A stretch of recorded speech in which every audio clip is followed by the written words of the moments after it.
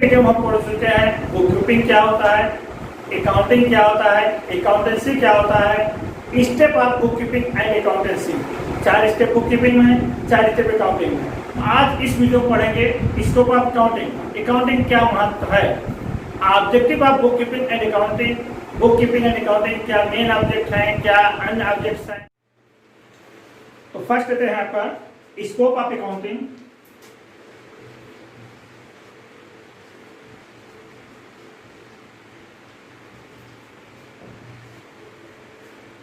Scope of accounting,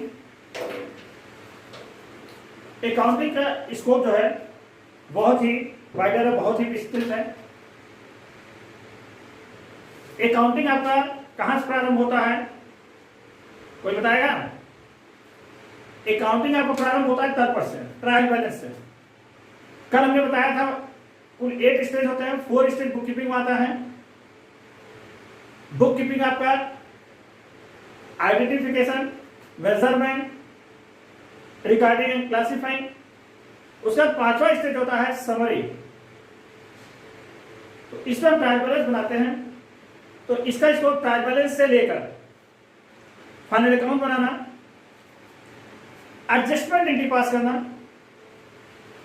rectification entry पास करना।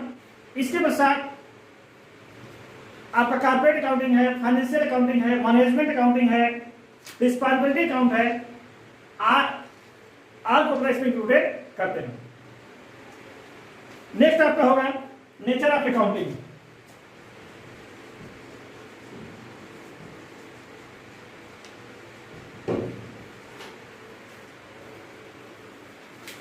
Nature of accounting निम्नलिखित है। फर्स्ट आपका है एन इंटेलेक्चुअल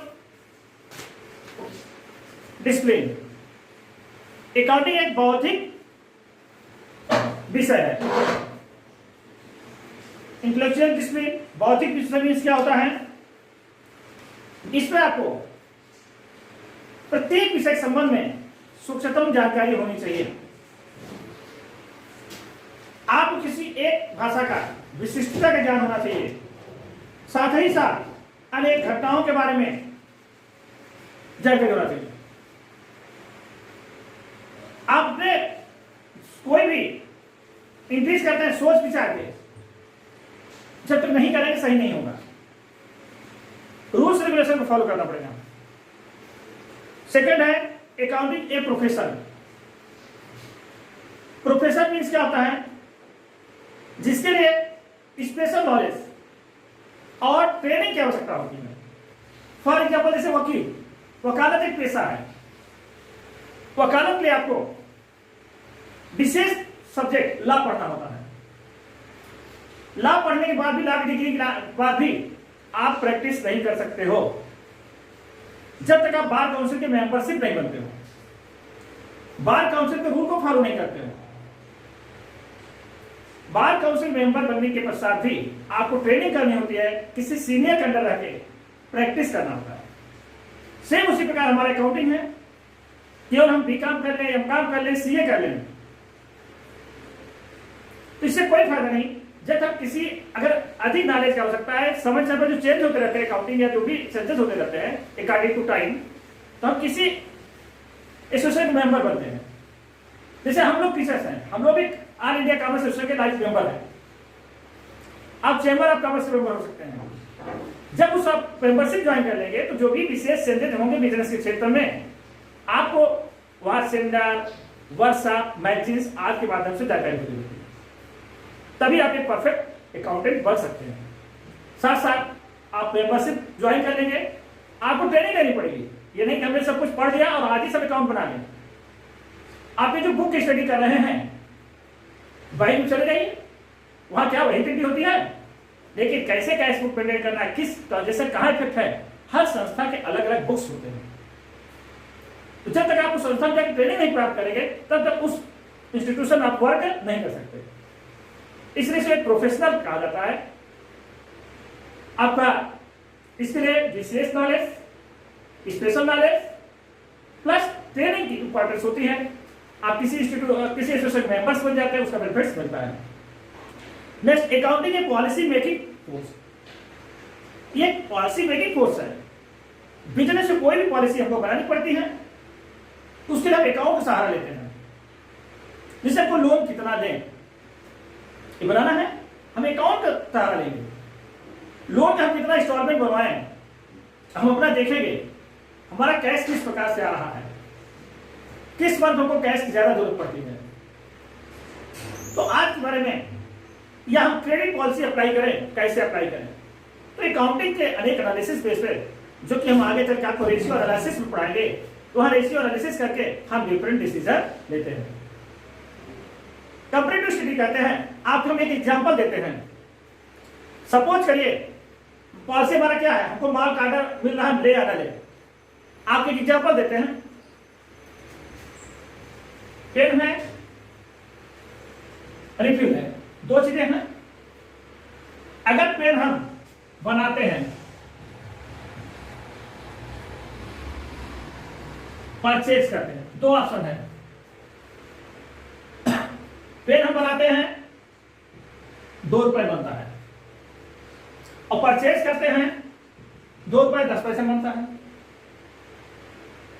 रिफिल हम बनाते हैं 50 पैसे बनता है, परचेज करते हैं 40 पैसे बनता है। टोटल कास्ट कितना हो गया आपका? टोटल कास्ट कितना हो गया? ₹2.50 और ₹2.50। चाहे पेन बनाएं या पेन खरीदें, तो हमारी कास्ट कितनी आ रही है? ₹2.50। हम पेन को ₹2.60 सेल करते हैं, हमको प्रॉफिट हो रहा है।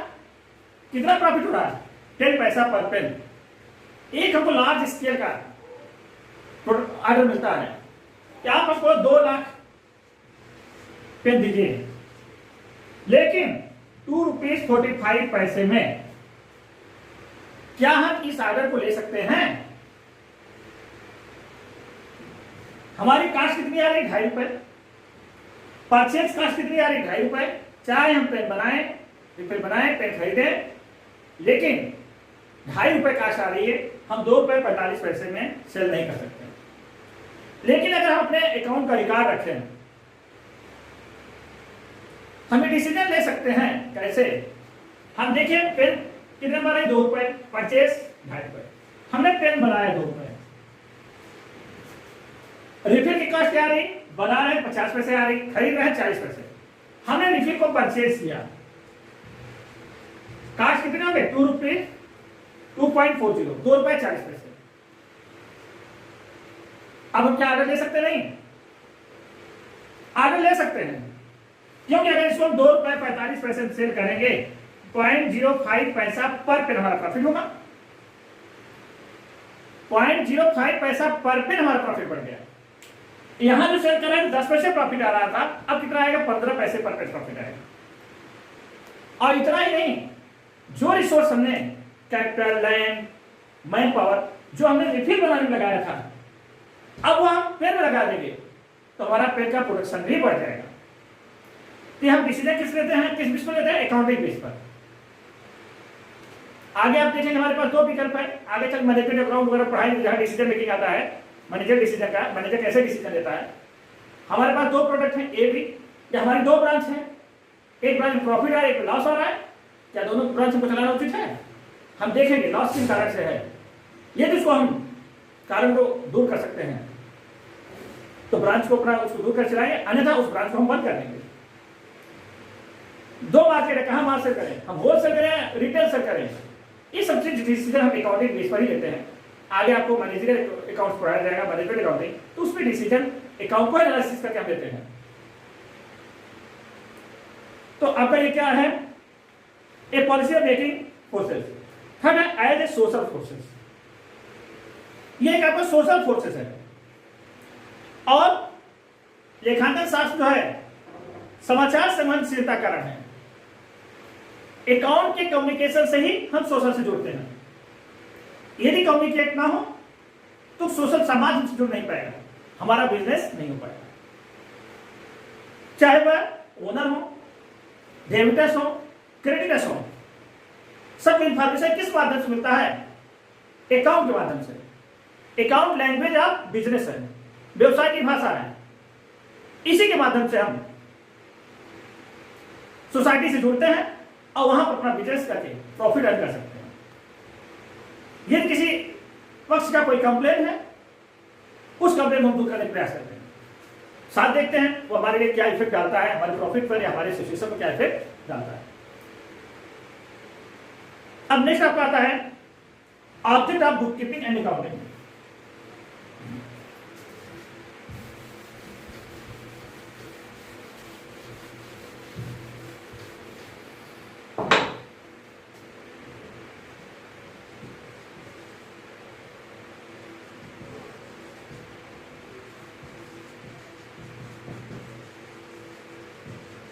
Object of book keeping and accounting. Object क्या है? इसके ऑब्जेक्ट हम दो पार्ट में डिवाइड करते हैं। एक होता है मेन ऑब्जेक्ट और सेकंड होता है सब्सिडी ऑब्जेक्ट या अदर ऑब्जेक्ट। मेन ऑब्जेक्ट आप लोग मालूम होगा, कोई बताएगा मेन ऑब्जेक्ट क्या होता है? प्रॉफिट एंड लॉस क्या करना।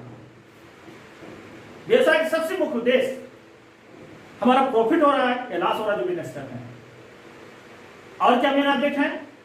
हमारा पोजीशन कैसी है, स्टेटस कैसा है, हमारे पास कितने एसेट्स हैं और कितनी लायबिलिटीज हैं। एक फिक्स डेट पर, निर्धारित तिथि पर हमको कितना अमाउंट किसी को पेमेंट करना है और कितना अमाउंट किसी से रिसीव करना है, यह भी हमको ज्ञात करना होता है। कहां से पैसा आएगा, किसको क्या पेमेंट करना, कैसे मैनेजमेंट करेंगे। व्यवसाय हमारा प्रोग्रेस कर रहा है कि नहीं कर रहा है, पिछले साल प्रॉफिट क्या था, इस साल प्रॉफिट क्या है, फ्यूचर में प्रॉफिट क्या उम्मीद है, डिक्लाइन है, उसी पर हम डिसीजन लेते हैं। जब कोई हम नया बिजनेस स्टार्ट करते हैं, स्टार्टअप करते हैं, कौन सा बिजनेस स्टार्ट करें। दो प्रकार बिजनेस होते हैं, एक में इंक्रीजिंग ट्रेंड होता है प्रॉफिट का और दूसरे में डिक्रीजिंग ट्रेंड होता है। फॉर एग्जाम्पल आप लोग देखते हैं पीसीओ, नाम सुने होंगे। पहले लोग पीसीओ की दुकान खोल के, एक छोटे से कमरे खोल के, एक छोटे से गुमटिन खोल के कई लाख रुपए कमा लिए। जो स्टार्टिंग उस बिजनेस में गया बहुत अच्छा पैसा कमाया, और लोग देखे बहुत प्रॉफिट हो रहा है। जो डिक्रीजिंग में गया उस समय उसमें निवेश के लॉस हो गया। आज क्या पीसीओ खोले चलेगा? नहीं। क्यों? आज तो हर घर में मोबाइल है, नेट है। आज कैफे चलेगा? नहीं। तो हमको ट्रेंड देखना पड़ता है, बिजनेस का ट्रेंड कैसे है। यह हम अकाउंट के माध्यम से देख पाते हैं। विभिन्न ईयर में कंपेयर कर सकते हैं, विभिन्न फर्म में कंपेयर कर सकते हैं। एक समय था मोबाइल रिचार्ज करके लोग बहुत पैसा कमा रहे थे, लेकिन आज वो भी बिजनेस चला गया। क्यों? आजकल गूगल पे अनेक आपका ऐप आ गया जिसके माध्यम से घर बैठे रिचार्ज कर सकते हैं। तो इस प्रकार से आपको फिर आपका हमारे लीगल ऑब्जेक्ट पूरा करें नहीं, अनेक लीगल फाउंडेशन होते हैं, अनेक एक्ट बने हुए हैं। कंपनी एक्ट है, लेबर लॉ एक्ट है, इनकम टैक्स एक्ट है। क्या हम उसको फॉलो कर रहे हैं? नहीं। अकाउंट के रजिस्टर पर देखा जाता है। नेक्स्ट आपका संबंधित पक्षकार, रिलेटेड जो हमारे पार्टीज हैं, जैसे डेबिटर्स हैं, क्रेडिटर्स हैं, मैनेजर्स हैं, एम्प्लॉई है, गवर्नमेंट है, इनको इकोनॉमिकल सूचनाएं प्रदान किया जाता है। आर्थिक स्थिति इनको बताते रहना पड़ रहा है। गवर्नमेंट आपको टैक्स लगाती है। यदि आप अकाउंट नहीं रखे हैं, गवर्नमेंट आप इतना प्रॉफिट कमा रहे हो,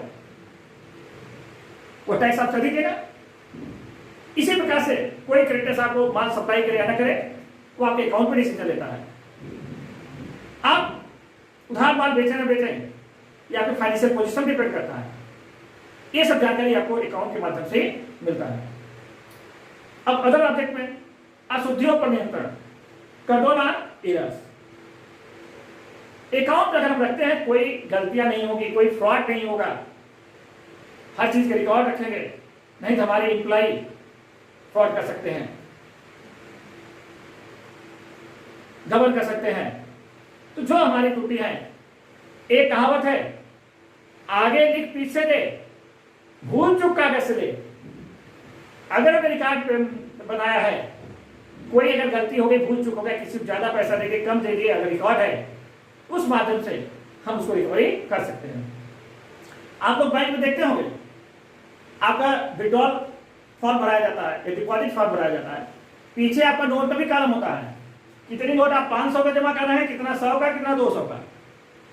और जो अकाउंटेंट होता है वो एंट्री करता है, आपको जो नोट देता है आपके चेक के पीछे लिख देता है 500 का 40 नोट दिया, 100 का उतना नोट दिया, 20 कितना दिया।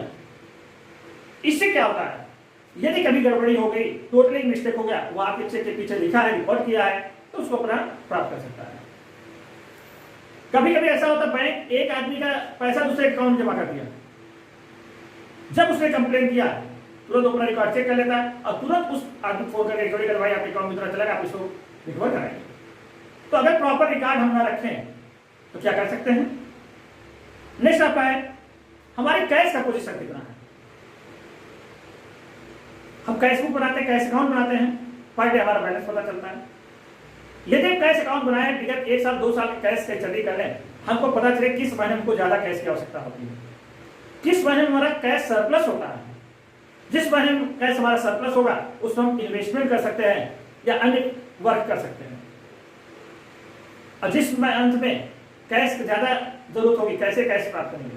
जैसे जनरली आप देखिए, हालांकि कोरोना से डिस्टर्ब हो गया सर, नहीं तो जुलाई अगस्त 1 महीना ऐसा होता था, तो जो बच्चे सीबीएसई पढ़े अप्रैल मई, घर का खर्चा बहुत ज्यादा बढ़ जाता था, क्योंकि बच्चों का एडमिशन होता है, किताब कापी, ड्रेस, बहुत खर्च बढ़ जाता था। अगर आपको पहले से मालूम है कि अप्रैल में स्कूल खुलने वाला, हमारे घर में खर्च बढ़ेंगे, तो आप उसमें अननेसेसरी खर्च को कंट्रोल कर सकते हैं, पहले से कुछ बैलेंस बना सकते हैं जिससे उस महीने में दिक्कत ना आए। आप पास रिकॉर्ड नहीं है, आप देख रहे हैं कि नवंबर दिसंबर जनवरी 10,000 रुपये खर्च हो रहा है सर, अप्रैल में 10,000 का व्यवस्था कर चलते हैं, पता लगा वहां 30,000 रुपये खर्च हो गया। तो बिजनेस में बहुत बड़ा अमाउंट होता है, इस चीज को देखना पड़ता है। जैसे आप कोचिंग चला रहे हैं, किस महीने में कोई एडवर्टीजमेंट करना पड़ेगा। जब स्टार्टिंग होता है जुलाई अगस्त, नए बैच स्टार्ट होते हैं, उसमें एडवर्टीजमेंट ज्यादा खर्च करना पड़ता है और फीस नहीं आती। फीस कब आएगा, जब एडवर्टीजमेंट कर देंगे, बच्चे एडमिशन ले लेंगे, तब आएगा। इसके लिए आपको बजट पहले से बनाना पड़ता है कि अकाउंट के माध्यम से अपना ये सारे डिसीजन लेते हैं। नेक्स्ट आपका टैक्स डिटर्मिनेशन। गवर्नमेंट टैक्स देना था, अनेक प्रकार के सेल टैक्स है, हाउस टैक्स है, इनकम टैक्स है। अकाउंट के माध्यम से इसको भी हम डिटरमाइन कर सकते हैं और समय पर पेड करके पेनाल्टी से बच सकते हैं।